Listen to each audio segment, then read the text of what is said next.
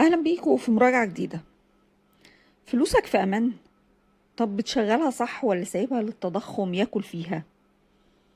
أهلا بيكم يا جماعة، أنا فريدة ترو كولر التطبيقات، والنهاردة جايبة لكم الحوت السويسري في عالم الاستثمار والبنوك الرقمية، تطبيق سويس كود.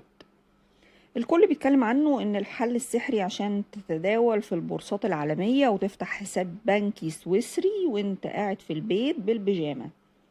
لكن هل فعلا التطبيق ده بالسهولة والأمان اللي بيتروج له بيه، ولا في تفاصيل مستخبية ومصاريف لو ما خدتش بالك منها هتزعل جامد؟ أنا ويارا نزلنا تطبيق وجربناه حتة حتة، والنهاردة هقولكوا على الخلاصة اللي مفيش حد هيقولكوا عليها. بس ما تنساش لو لسه ما اشتركتش في القناة انزل اشترك دلوقتي وفعل جرس التنبيهات عشان توصلك كل المراجعات الجديدة. وخلينا في الأول نبدأ بالميزات اللي بتخلي التطبيق ده تقيل في سوق المال. أول حاجة تطمنك في الاستخدام مع التطبيق ده إنه مش مجرد تطبيق فاناتيك أو شركة وساطة ناشئة لسه جديدة، ده بنك سويسري رسمي خاضع لرقابة هيئة سوق المال السويسرية. يعني فلوسك محمية بقوانين صارمة. الأمان السويسري الحقيقي ضامن فلوسك. كمان التطبيق بيفتح لك الباب لأكتر من 3 مليون منتج مالي، أسهم أمريكية، أوروبية، صناديق استثمار، عملات رقمية، ذهب، كل ده في مكان واحد.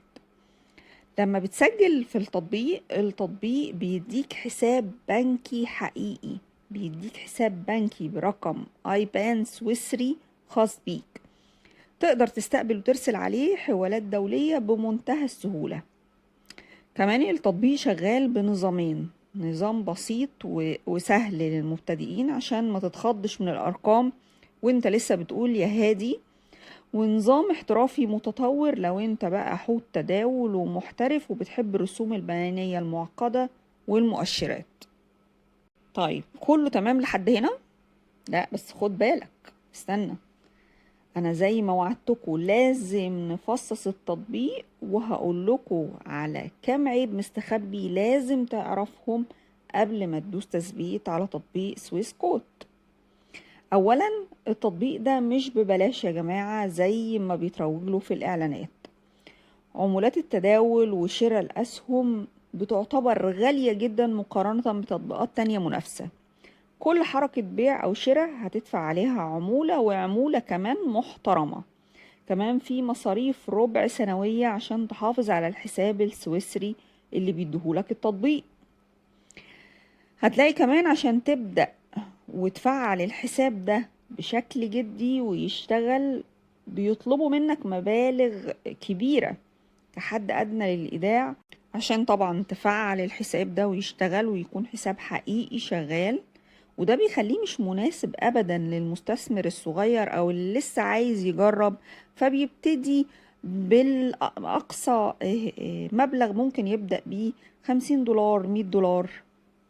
كمان يارا صاحبتي قعدت فترة عشان تخلص خطوات التوثيق، لأنهم بيطلبوا أوراق وإثباتات شخصية وإثبات دخل، وكل ده لازم يكون بدقة شديدة جدا. كمان هتلاقي إن الدعم الفني ممكن يطول عليك شوية على بال ما يرد ويفعل الحساب بعد ما انت تعمل كل الإجراءات دي.